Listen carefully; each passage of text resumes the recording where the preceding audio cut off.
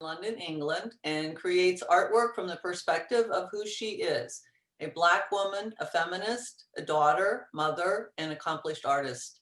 After graduating in 1976 with a degree in art, she had the incredible opportunity to move to Perugia, Italy, designing knitwear for exclusive boutiques. She continued to build an amazing and impressive resume with experiences in Italy and France in fashion, art, and home collections. After setting up her own independent studio in 1980, Maggie has continued to focus on a highly successful career, creating woven, knitted, stitched, and felted pieces. In Fiberart International 13, her work was awarded the exclusive Mary Ann Core Award for Outstanding International Entry. It is my pleasure to welcome Maggie back to Pittsburgh after she had come here for the opening of Fiberart International 13. If you have any questions for Maggie, please put them in the chat box and we will answer as many as possible after she has her formal presentation. And it's my pleasure again to welcome Maggie Scott from the UK. Thanks, Patty. And thank you, everyone. It's such a delight to be with you. I have such great memories of Pittsburgh in 2013. It was a really important show for me. So thank you for inviting me. I'm really delighted.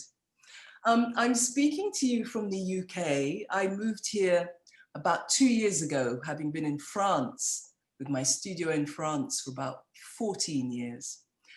I'm actually talking to you from my apartment because my studio, the internet is a bit dodgy, so I prefer to be here with you. But I'd love to show you where I work and how I work before we look in more detail at what I do. So I'm going to share my screen. And here we go. I popped over there a few days ago to get just some quick snapshots, but I also put together the studio at its best because we have a thing called Coastal Currents here, where artists open their studios, and it's a great event. It goes on for 2 weeks, and I live in a community in Hastings that is just full of creative people.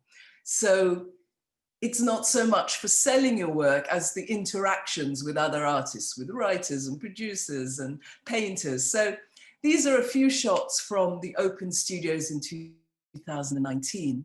And you'll see I have a relatively large space, although it's never big enough.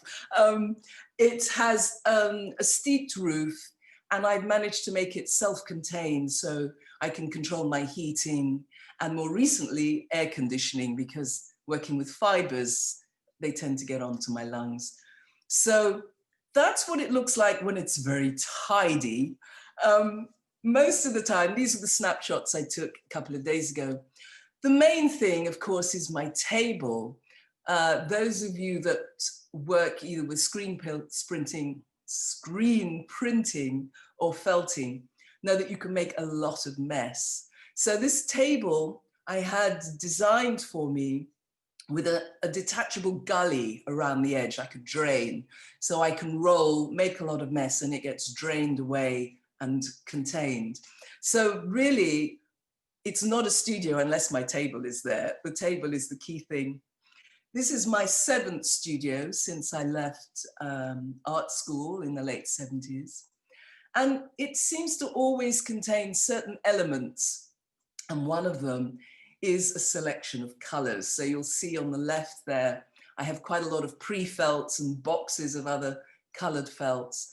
And in the bottom here, just a close-up of some of the fibers and the yarns that have traveled with me, I think, since my first job in the late 70s. When I left art school, I was very lucky to be snapped up as a knitwear designer, assisting a wonderful man actually called John Ashpool, who taught me a huge amount, not only about the craft, but I think his background was in painting. So his approach to doing the work was much more like a fine artist. And we would spend hours and were given the space to spend hours finding just the right color, not settling. I think that's the one takeaway that I have from him is you don't settle, you keep going until it's just right. And so, although I hardly ever use yarn now in my work, I love them there just as a stimulus. Also, when I'm felting, I can quickly drop in really a splash of color or a few threads of color before I make the commitment to actually felt. So those travel with me the whole time. And then in this middle picture here is just in the corner of my studio, I keep some of the stock. So for many, many years, I made textiles to wear, textiles for the home. And even though I've stopped doing that for a good 10 years now, people still contact me from time to time. They want to buy scarves or shawls. There's a local shop that stocks some of my older collections. So I keep a section in the studio for that. So here, just did a few screenshots of what I was up to between really 1990 and 2012. My time was spent, it moved from knitting to discharge painting to felting. And I suppose the common denominator and the main interest was always color. And that's again, the legacy of working with John, I think. A real desire and a love for working with color. And of course, making things to wear, you have to be very preoccupied with how it feels. So quite a lot of technical work was done. I sort of learnt my craft of felting in this period. But this went on and would always go on in parallel to my other obsessions, really, my other passions, which were to do with politics, to do with feminism, to do with different groups that are trying to change the world. And there was this parallel life for the longest time. I would come to my studio, place to rest, to play, to relax, and then that would feed me enough to go to my meetings. And then something rather extraordinary happened in 2008. And I was approached at one of these rather prestigious craft fairs by an Arts Council representative who was offering, I think it was 8 bursaries to people of color and the global majority, with really the aim of increasing the visibility of people like me in the craft and art world. So I was lucky enough to receive one of these bursaries. And what that meant was the offer of a full show. And I got to have a very large solo show in Leicester Museum of Art. And for me, this was something very, very new because I had carte blanche to do what I wanted to do. And I thought it would be very interesting to look into my family history and growing up in the UK in the 50s. The exhibition was called Negotiations, Black in a White Majority Culture. And it was an extraordinary experience in that it was a large space. There were teams of people to help. There was an enormous budget and a very new experience to have people involved with the process as well as the finished piece. I decided that the focus was going to be this particular picture, which is, and I can't even remember why I started doing it, but within making the scarves and going to meetings, I came across this lovely, it was black and white picture of my mother and her marriage to my stepfather when I was about, I don't know, 4 or 4.5. And I decided as an exercise actually to felt this piece, just filling in the colors of the things I could remember. So it was a memory exercise more than anything else. And of course, the one thing I could remember was my special blue dress. You know, I was raised in an immigrant, poor, working class family, and the clothes that were for best were really for best dress. So I was, anyway, this became the center of the exhibition because something about those hands and the movement looked like a negotiation. So that notion of negotiating something became a real feature of the exhibition.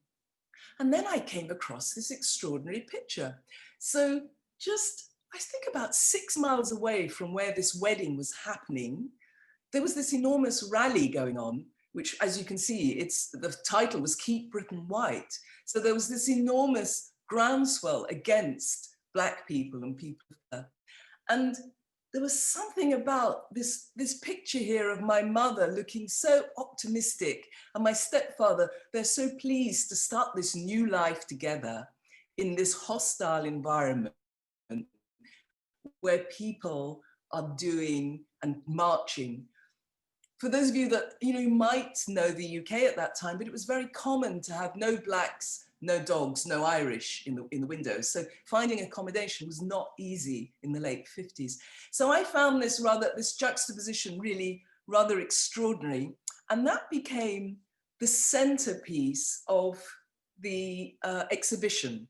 I made a lenticular piece. It was 30 panels, I think, all felt in, all hand stitched. It was quite a challenge. But basically, when you stood on one side, you got the Keep Britain White. When you stood on the other, you got this rather positive young couple getting married. And it was just a very powerful piece without having to make any particular explanation. So that was the center. And then I took the opportunity really to keep this thread going of early messages and mixed messages. And this was a piece called Her Hair Grows, which was very well received. And in fact, the museum bought this piece. I wanted to talk about my experience of growing up, which was primarily, and this is 1950s, the UK, 1950s England, that you had to be fixed. There was something not quite right.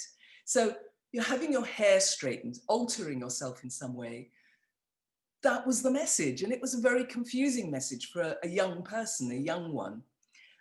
So I made this piece, starting to play about with collaging, putting images together. And here you'll see in the corner, I've got my little Tressie doll. It was my favorite doll at the time. In the UK, we had Tressie. I think in North America, it was Barbie, but ours were mainly Tressie and Cindy. And again, this lovely, my favorite doll, but this lovely blonde doll with this long hair. And really wanting to comment on how confusing that was as an early message for a young one. So that's what that piece was about. This one too, I've put in here. I did a whole series of felted pieces called Mixed Messages. But this one stood out because it was really surprising to me, the response that people had to it. So for me, again, with my blue dress, and Black was a terribly popular children's author at the time, did lots and lots of books, but this particular one always made me feel uncomfortable without, of course, knowing why. I was very little. So I wanted to talk again about this mixed message growing up with this, putting the British flag in the background. And I was so surprised that the day before the show opened, one of the guards in the museum came up to me, came to find me, and obviously been crying and wanted to tell me, what her feelings were, basically. She was a young woman, a young white woman of Irish heritage, and I would guess a working class white woman. And she said that she was so moved by this piece because it brought up all her memories of her school time. And not that she was a target of white racism, but that her friends, by kind of a fluke, I suppose, of her schooling, all her friends were other young Black children. And so she was also attacked and spat at, and all the things that happened to us also happened to her. So she was very moved by this piece, and I found that quite powerful.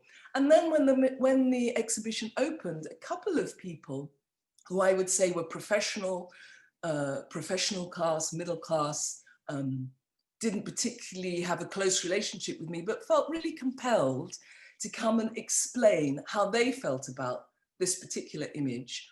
And in fact, one of them apologized to me, saying that they had no idea that it might be in any way offensive or difficult. In England at the time, I think it was Robinson's jam. If you collected the labels on it, you could send away for an enamel little gollywog, a little pin. And they used, it was very popular to collect that. So it was just interesting to me that things that have a deep meaning or significance for me and people who look like me can also resonate with other groups. And that I hadn't really understood. So it was terribly significant for me at that time. This is another piece that was in the exhibition. It's called Towards the End, and it's actually a portrait of my mother about a month before she died, before she took her life, in fact.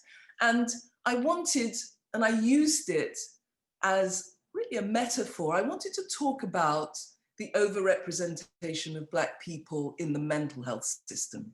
And this was, and still is, unfortunately, a huge issue certainly in Europe and in the UK. I really don't know for North America, but I would suspect there are similar statistics. But this was something I was very disturbed by, preoccupied by. So I made this piece. It's 4 large portraits. And the first one is really a picture of my mother. She really wasn't well at that point, but if you didn't know her, you might think that, that was her complexion. And I used a jigsaw, actually, to break down the picture so that by the time you got to the 4th image, there was a sort of pixelated image, really talking about the disintegration, if you like, or the falling apart of somebody. I've given a few examples here. So I began by putting her picture on a jigsaw and then removing pieces, photographing it, printing on silk and felting. So that was the process. And it was an interesting process too. Actually, let's just go back to that a moment. Because there's yet another story about how people received it. So for me, it was very much the disintegration of my mother. But I did some workshops with some older Caribbean women in the community. Part of the bursary was to give some workshops. And there were some wonderful Black women there, slightly older than me. And one of them came up and said, gosh, I really love that. And I was surprised. And then it turned out that she had read it from the opposite direction. In other words, she'd started at the pixelated end and had felt this was a representation that spoke to her and her arrival in the UK, how everything was very muddled and she wasn't clear what was happening. And then slowly over the years, things came together until to this last picture when everything was all right. So I just love the way that when you put work out there, it will land in a particular way, but it will be consumed often in a very different way. And the other piece that was quite significant in this exhibition, I got a chance to look at skin lightening. So if you like, I was given this opportunity to really do whatever I wanted to do, whatever I was busy with at that time. So I made a mock beauty salon, and it was actually quite a lot of fun to do, buying lots of products all around skin lighting, creating false products, the Amnu, step out of the shadows, all of that. And it was really triggered because I came across a very scary machine that instead of a tanning machine, there's one producing a bleaching machine. And I just found, I really wanted to say something about that. So you walked through this installation and ended up in the left here, in a sort of black cubicle where I featured this young boy. I did a felted photograph, really, a felted photograph of a man, a journalist called Tony Agar, who'd shared his story in the newspaper about how, I think when he was 7 or 8, he desperately wanted to be what he thought was normal. And being normal meant being white. And he tells this harrowing story of saving up and collecting the bleach from his home and taking it so he could be normal. And thankfully, a teacher intervened and explained to him. And of course, he was all right. He's now an adult. But I suppose I wanted to talk about the seriousness, the consequence of these early and mixed messages, particularly on young people. So that's what that piece was about. And after that, I think it was a sort of awakening, really. Again, this notion that if I express what I'm thinking about, it can affect other people. But also, I really got a taste for being able to talk about issues that were important to me. And so from that point, I completely stopped doing textiles to wear and focused on textiles for exhibitions, for things that were important to me. And this piece, this series of work, which is all about Schwarze Piet, came about because in order to run my studio, and I was in France for 14 years with my studio, before that studio in London, I've always, of course, had to do other things. And the thing that I was very lucky enough to do was a dear friend of mine, Jessie Gordon, who I think is on this call. Hi, Jess. Very generously offered me a job to come and work with her in Holland as an executive coach, so training executives, presentation skills, vocal skills. And we had a lot of fun together. I would helicopter in, do a course, come back and get to my studio. So this went on for many, many years. And this was a particular event. So Schwarze Piet, if you Google it, it's quite an interesting story, but I won't go into it now. But basically, Dutch people have been blacking up to accompany, to be Schwarze Piet, the little servant that accompanies St. Nicholas, their Father Christmas. And this happens every year. The place is full of gollywogs and people dressed up as Schwarze Piet. Anyway, after a course with Jess, it was quite a tiring, intense course. I remember being on Rotterdam station and really wanting to get home, get back to my work. And here come these young people all dressed up as Schwarze Piet with a big bucket, trying to collect money for a charity. And I was wondering, are they going to come to me? You know, is there going to be any reaction? And they were entirely oblivious that I might feel uncomfortable or even angry at being confronted with this black-faced person pretending to be a black slave asking me for money. And I was just so furious. And for me, that was a signal that I need to do some work on this. So the series of Schwarze Piet began. And actually, if you look on my website, I made a short sort of slideshow film, blacking up with some Dutch friends, you know, that experience of blacking up. And then I made a series of felts taken from stills from that film. This one, you can see quite clearly the fibers coming through. And my usual thing of cleaning up areas with stitch, just when I need them to be sharper. And various portraits, really, all from that little film. And you can see the various students. You get a sense of what Schwarze Piet might look like. You know, you have to have an afro wig, big earrings, frilly collar. It's quite an elaborate outfit. And then I did the portraits. And then this piece called Teddy, which is one of my favorites, was inspired by the huge backlash there was in Holland when people were confronted, and I have to say when white people were confronted about Schwarze Piet being racism, there was huge defense of Schwarze Piet. And this one I particularly loved. This is based on a young mother, a young Dutch woman, who said she thought Schwarze Piet and blacking up was fantastic because it was a great way for her son to get to know Black people. And so I couldn't resist doing something on that. So this one is called Teddy, and her statement was the catalyst for this. And they're just a sort of close-up of what the work looks like. So, you know, you've got the felting. I also put a bit of pre-felt on the front side, and then it gets stitched. I wanted to really accentuate his shirt, really. So this area around here was all hand-stitched. So I was doing this, and in some sense it was cathartic, but it was also rather depressing. You know, I was spending a lot of time being angry.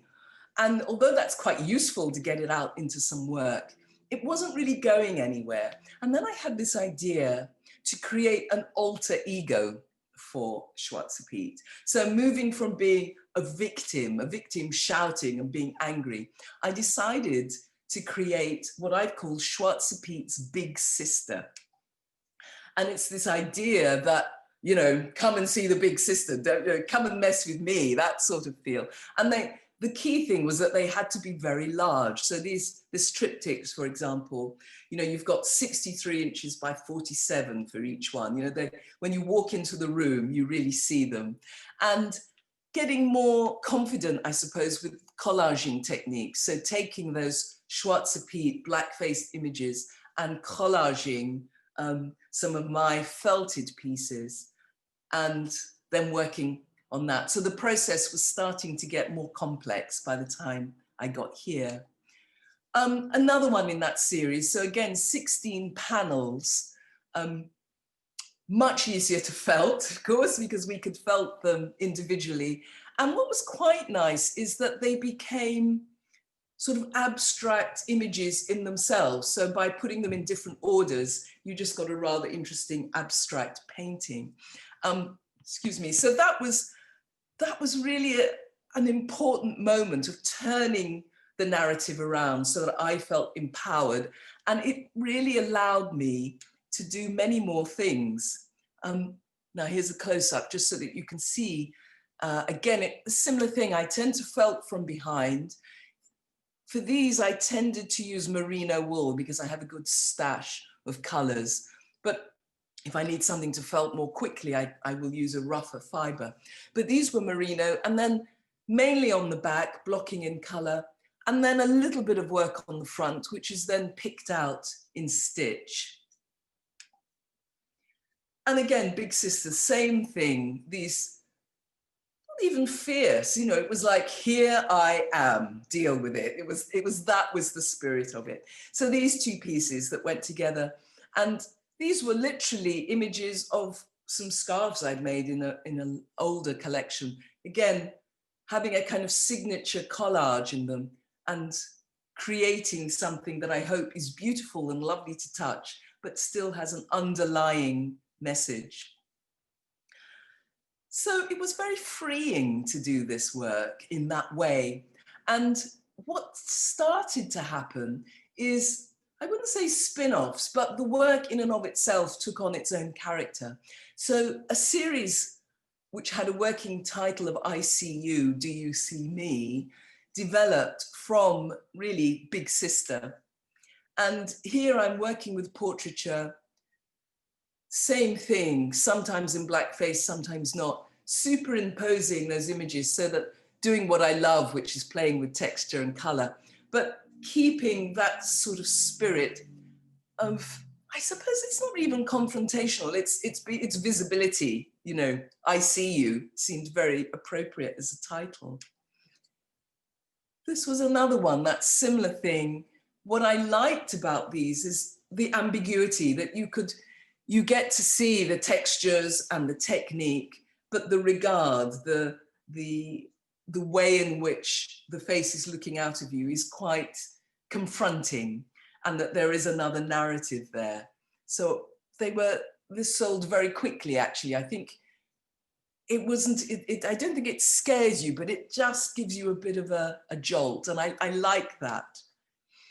And these led, so sometimes the felts would remain as felt, like the one on the left here.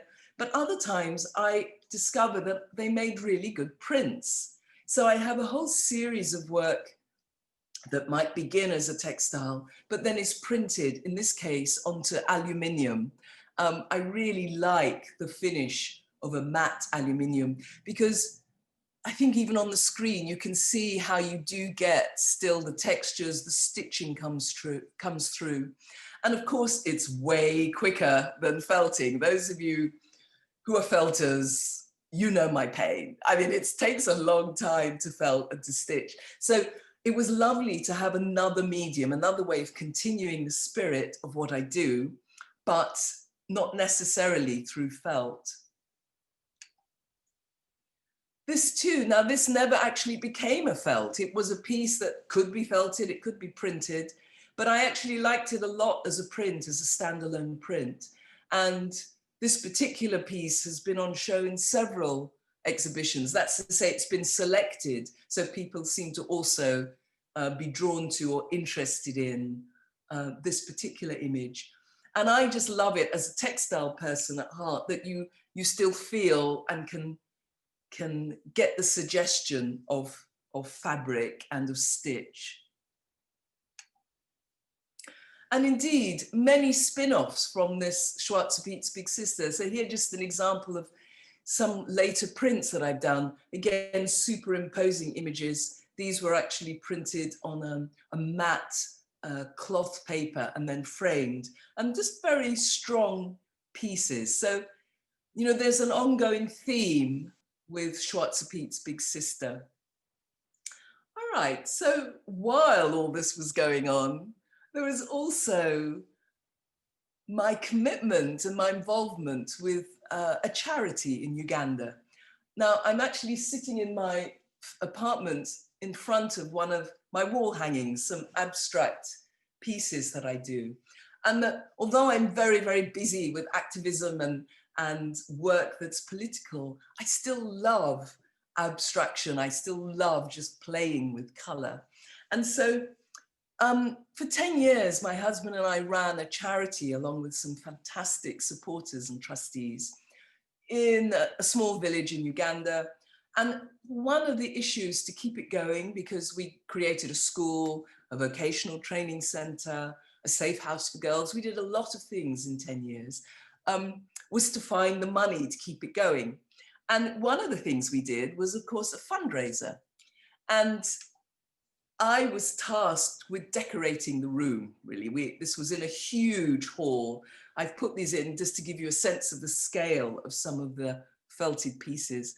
So I think there were eight windows in all that I had to make. And you know that. I think a lot of you in the audience will know that one where you say, yes, of course, I'll do that, no problem. And then you're confronted with actually creating, I think they were 3 meters by 2 meters. You know, they were huge, but a lot of fun to do. And these were then auctioned for the charity. And then a few years later, I found some pieces that either didn't get finished or ideas that I wasn't able to pursue. And I continued doing them. And so this one on the left here, which is 75 by 75, is still connected to Uganda and some of the imagery that I used there. That's a finished piece. This piece on the right here is the one I'm actually sitting in front of at the moment. So a wall hanging. And then here, just a picture of me in the studio, just to give you a sense of the size. But I still have a kind of deep love, if you like, for abstraction. I find it hugely relaxing. And yeah, it's curious, but I can drift off, listen to my audiobooks and just be a very happy bunny using my hands and not talking. And like the portraits, there has been a lot of spin-offs of imagery that I've used as prints. So these ones I've used acrylic printing. I quite like it on these because printing on acrylic, as opposed to the matte one, you get lots of reflections. You can put them in a light box and something else happens. So there's a sort of movement that comes from these abstracted images. And in fact, you'll see a bit later on that this particular image I've used again and taken it back to felt. So they're made, if you like, for fun, for interest, but they also remain in my portfolio and get used in another way. So I thought it'd be useful now to tell you what I'm currently working on. I hope you get a sense of what my work has been about. For the last, I suppose 5 years, I've been very busy with this notion of art as activism. And in fact, just a couple of weeks ago, I came across this on my Instagram feed. I don't know if you can read it well on your screen. I might just read it out. Are you an activist? An activist is someone who cannot help but fight for something. That person is usually not motivated by need for power or money or fame, but in fact driven slightly mad by some injustice, some cruelty, some unfairness. So much so that he or she is compelled by some internal moral engine to act to make it better. And I love this because it really encapsulated, for example, that whole Schwarzer Pete period, you know, that there was a way that I was just driven mad by it and compelled to do something. And lately, I've been thinking a lot about this and really what it means to use art as activism and how do you make art that's going to move the conversation on. So I've made a selection of what's currently in my studio. Now, this is a piece that unfortunately, in a way, has to be resurrected. I started this in 2016, and it was really triggered by watching the coat hanger protest in Poland. Women took to the streets when the government threatened to bring in really draconian, I think draconian is the word, abortion laws. And the main tag, the main image was posters saying no more and never again. And then women came into the streets with metal coat hangers and they hung them on trees. And the imagery was really quite extraordinary. Do Google it if you have a chance, because, you know, it really hit hard. And when I found out about it, I was, again, driven slightly mad by the idea that, you know, in 2016, all the hard-won rights and laws were going to be rescinded, and that women, if you're my age, you will probably know about the significance of a coat hanger. You know, certainly in the UK, before the laws were changed, there was only the option of a backstreet abortion. If you had at least a little bit of resource, you could get a backstreet abortion. If not, you were left to your own devices, which was often a metal coat hanger, you know, inserted into it. It was very brutal. And so the idea of going back to that just seemed appalling. And so this series of work was about that. And again, using my usual method, I found a stock image of a woman I felt in despair, got that printed onto silk. And this time I've attached it to some Indian bedspreads. I've been to India a couple of times and completely fell in love with the recycled saris that are restitched into kantha. I think they're called kantha stitching, kantha stitch bedspreads. And some of them were so beautiful, they looked like patchwork abstract art in themselves. But I brought back a whole load of those. And what's significant about them is they have lots and lots of vertical stripes of stitching, the way that the women work together, rather like quilters. They work in groups, stitching these pieces together. And for this, rather than felt, I'd intended to attach my imagery to the kantha cloth by stitching, so that it sort of melded, if you like, into this background, because I sort of wanted, not exactly a dreamlike quality, but I was just very interested in what would happen when you meld those things together. Now, this was in 2016, and as far as I knew, the bill didn't get passed, didn't think any more about it, went on to something else. only to find 3 weeks ago, I think, on the World Service News, the women were back in the streets because indeed this bill looks like it's been passed. And, you know, so in fact, reluctantly, I brought this back into my studio and will continue with this series because it feels really important to do whatever I can, either in solidarity or just to bring attention to this particular issue. And then the other thing that's in my studio, it's ongoing work. I want to do a follow-up. I'm sure everybody here remembers the extraordinary response to the killing of George Floyd. So here in Hastings, very quickly, people took to the streets, I think 2 or 3 days after the video went viral. And within a week, the local museum, Hastings Museum, commissioned 4 artists to respond to the killing of George Floyd. So, you know, they stepped up very quickly. They said, you know, they paid, they had a project in place. So I took one of these commissions and was wondering what I wanted to say about it. And then I realized that what I was feeling was incredibly hopeful.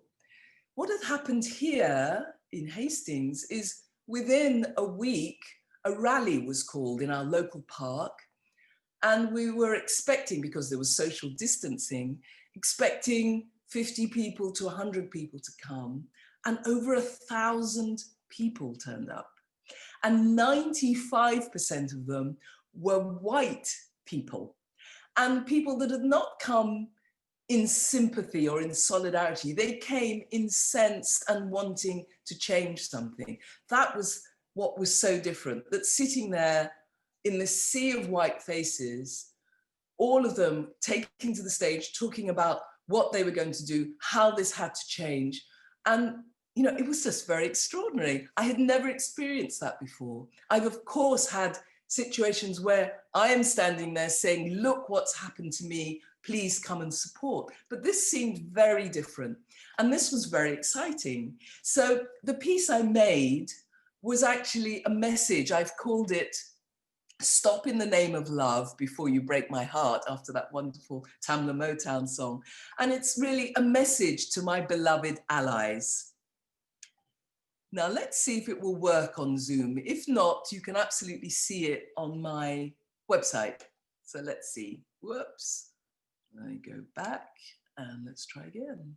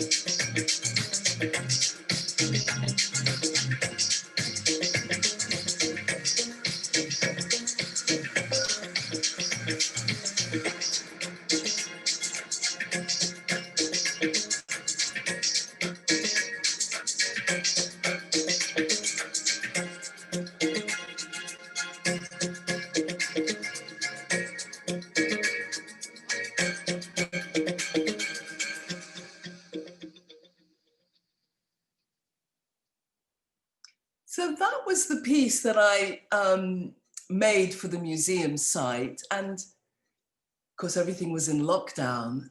it was a new departure again for me to work in a different medium. But again, you know, can you notice it's that big sister imagery that I've used over and over again in this particular piece. But what was very exciting for me was the response to it, in that so many people contacted me wanting to really work and look and think about what allyship, being an ally, might be, and how they can actually work to dismantling racism together. And so in a way, you know, I'm very busy with how do you make art and activism and how do you change the discussion. This was a really useful example for me of how things can start to happen as a consequence.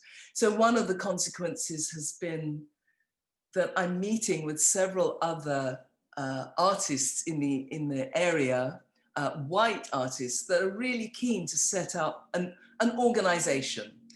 And the sticking point, or rather the crucial piece about setting up an organization, is a different perspective on ending racism. So rather than be friends of or sympathetic to, the perspective is that if you are not the target of any particular oppressive behavior, you have some slack and you can do something about it. So it's not about being a friend. It's great that I have friends and white friends that, you know, are my beloved, yeah, my close relationships. But in terms of tackling racism, that is not really going to do it. That's not going to change the narrative and the discussion. So it's been really interesting having that as a spin-off of doing the work. And I think also it's opened a door to people asking questions. So for example, this confusion about white privilege, or the confusion of worry about getting it wrong.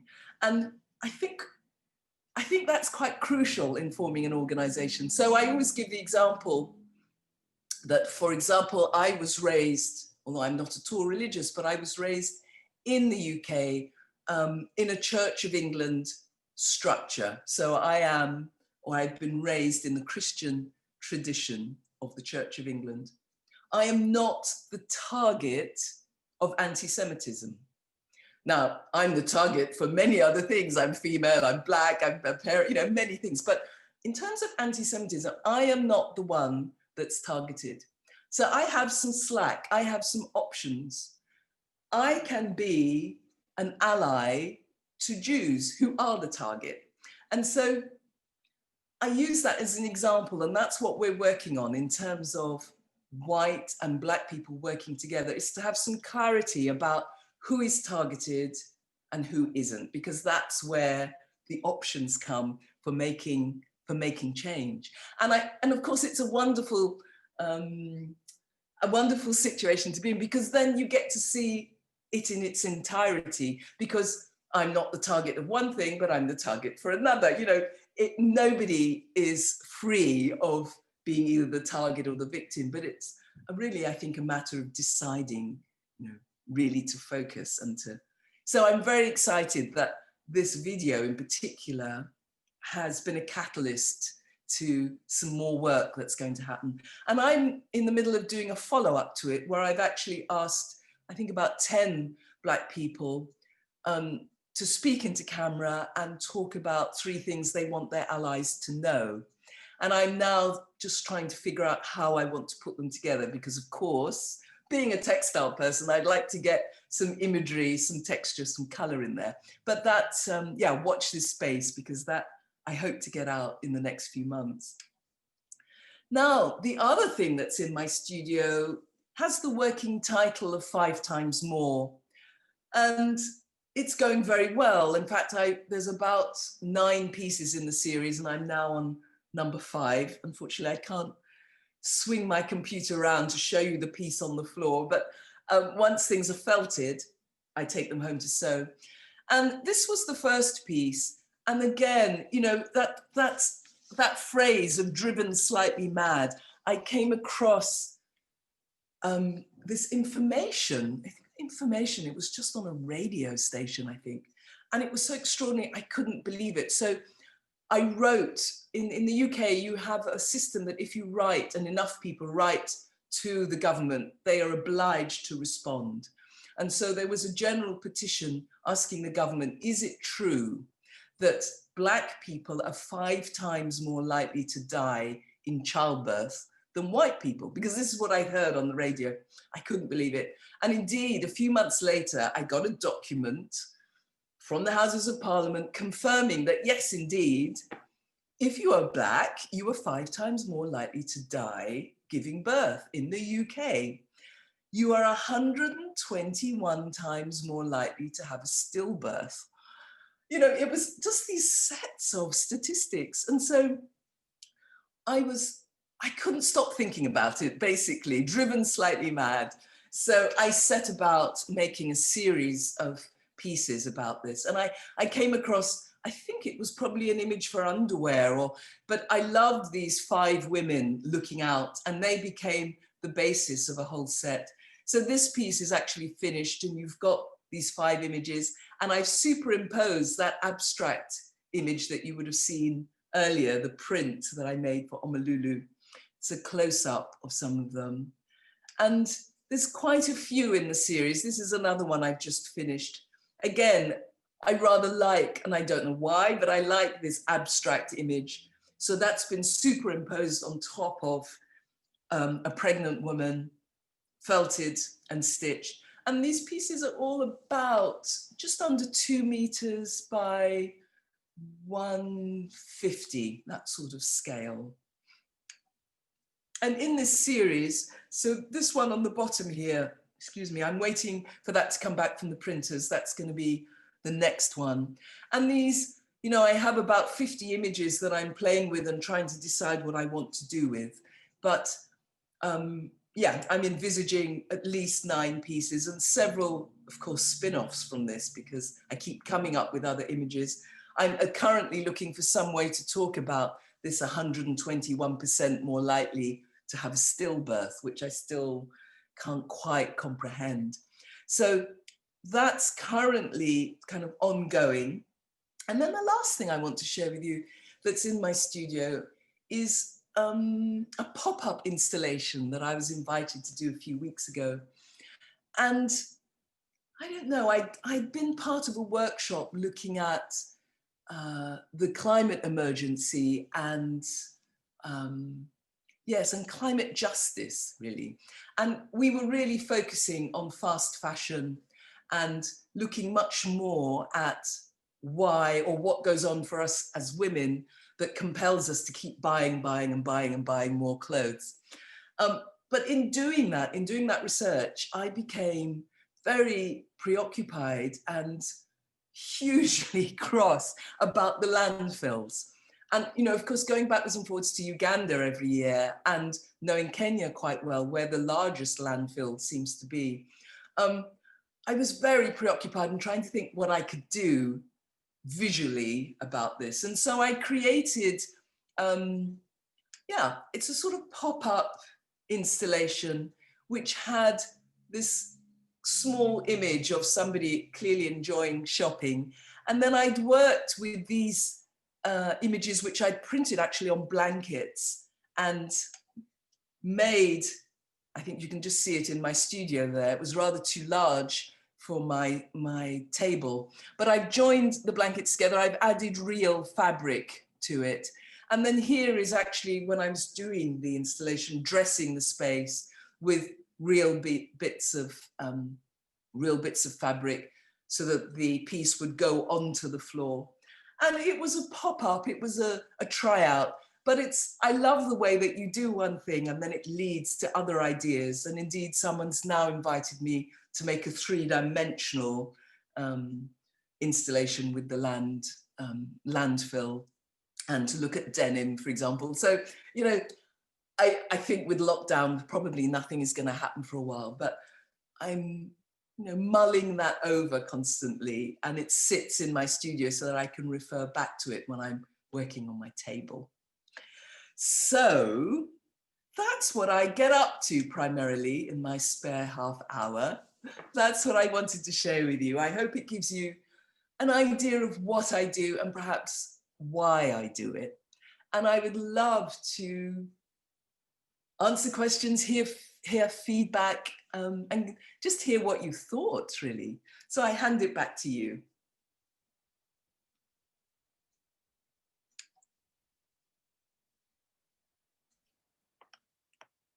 Maggie, you've blown us away. We have a lot of positive comments in the chat. If you have the ability to see the chat, Let me see if I can bring it you up. can see that. And I hate to go back to technical questions, but we do have some. And if you don't mind answering some of those. One, can you discuss a little bit in more detail? We have a lot of felters in this group, your felting process. I'd love to. I love felters because you understand. So originally, I mean, I've always done wet felting. That's the first thing to say. But I think for the last 10 years, it's really been Nuno felting. So I tend to work really with silk chiffon. I find that's the most successful for me. I have experimented with other fabrics, and certainly fine cotton will also work, but I use silk chiffon. I work out the image that I want, and then I send it to be printed on silk chiffon. I work with various printers. When that comes back, I like the old-fashioned, I work with a bamboo base and then bubble wrap. I lay out in the reverse order the image, so the back of the image, which I then block in. I quite like blocking in some of the main colors. If I know, that if I'm doing Patty's sweater, that this needs to be blue, I will block in blue. And so I tend to block in various colors, and then I will cover the whole thing in a neutral color, and then the rolling. I use warm water and Marseille soap, which I've found to be the easiest and the best. I cover with a thin, I found that there's a sort of nylon, almost like the nylon you might get on net curtains, works best for me. Very fine holes, soap out, and then roll and roll and roll and roll and roll. So for example, the latest ones I'm doing, which the 5 times more, average about 1,000 rolls. And so I will tend to do 200, change direction, another 200, peeping from time to time, but they all tend to be about 1,000. Yeah. I hope that answers your question. I'm getting big muscles as a consequence. And we also have some questions about the printing method used on aluminum, and you mentioned this acrylic printing that you did. What exactly is that? Is that something that is sent out to be done? Or yes, absolutely. No, I know my limitations in a way. I think as a younger person, I thought, I can do everything. I will screen print, do everything. Now I've learned to send it away to the experts. And I think particularly in the States, you have many more options for printing. What I tend to do, there's one company I use in Germany that does sort of cheap and cheerful prints, not particularly exhibition standard, but if I want to try something out, I send it there. If I want something for an exhibition, I use a company called White Wall, which are international. You have a base, I think, in the States. So if I have an exhibition in America, they will print it for me and send it on. And then they are very serious. I love they'll get in touch with you. They'll talk about the color if you want. And all these companies offer different finishes. So matte aluminium or matte acrylic.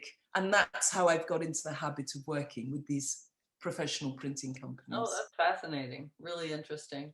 Also, a question, is your project in Uganda still operating? Very much so. Yeah, I'm really, there's a whole Zoom call about that.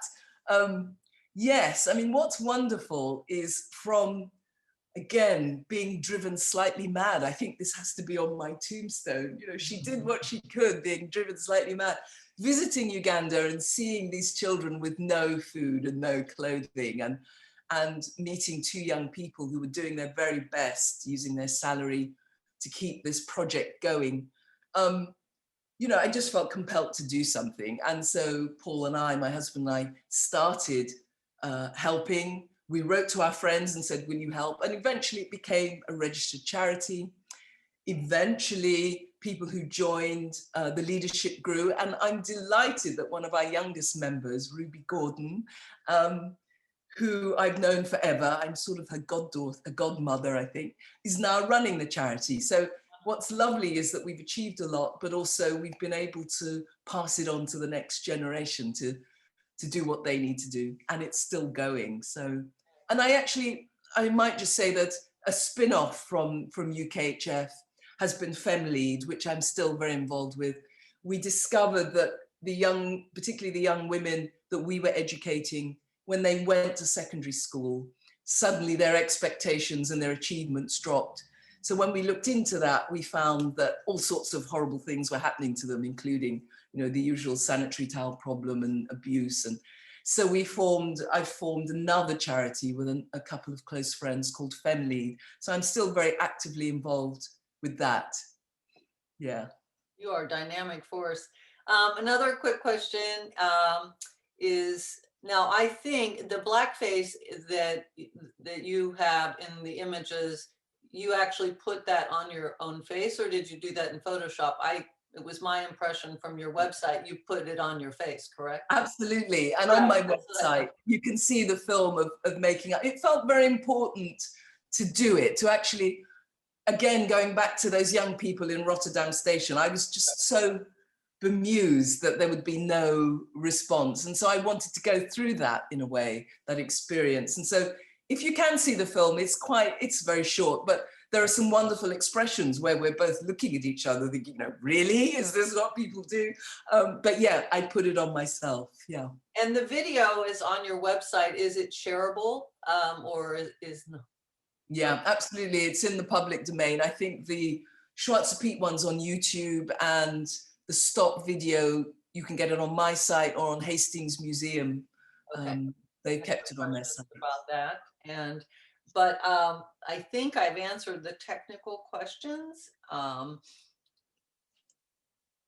me look at my list, and I think so. Oh, I'm just looking at it now. So someone is saying you have the same problems with childbirth of women in color in Pittsburgh. Yeah, we're saying we certainly have a tremendous issues in this country with women of color and not just Black women, but obviously brown, Black, and Latinos, Mexicans, and so on. So absolutely, this is not something unique to the UK.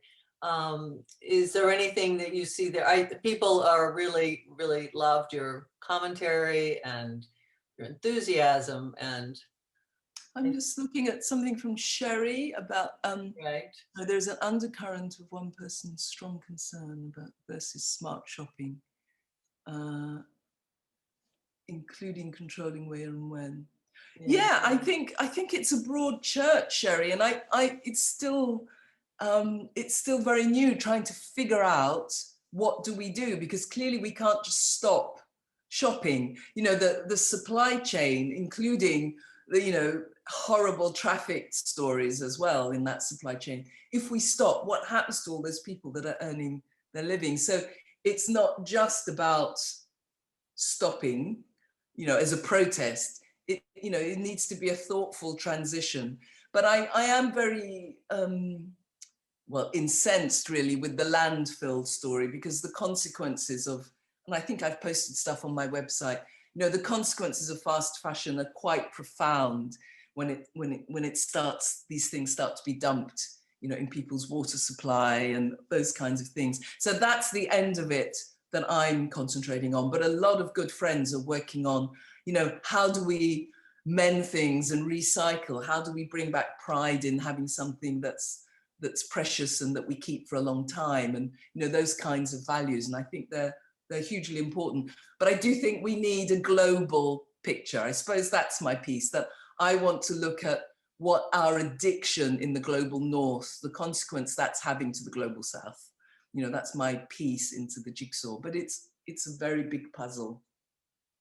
Well, I can honestly say, I mean, I can see why, with the passion that you've developed, why you left the wearable art world and moved into expressing yourself. There's really no looking back once, I think probably once you are in your shoes. So It's hard to go back to that. And I'm so glad that you're so successful and able to still express yourself. There's a question here about a rolling machine. You don't use a rolling machine, right? no, I haven't had any success. I don't know what they're called. I got one on Etsy. So it's like a wooden thing with texture on it, and you can rub over, it's got a particular name, and I found those quite helpful. The rolling machines for felters that I know that aren't trying to make an image, like they're doing a textured piece, I think the rolling machines are fantastic. But because I need to control as much as I can the spread of the colors, I found that, the old-fashioned way of looking, stopping, pulling things back, it's the thing that works for me. Okay, fantastic. I'm going to give it back to you, Laura. Thank you so much, Maggie, for You're welcome. It was fun. us. I mean, this has just been so inspiring, really, very inspiring. Thank you so much. Thank you, Maggie. You're Thank so you, welcome. Maggie.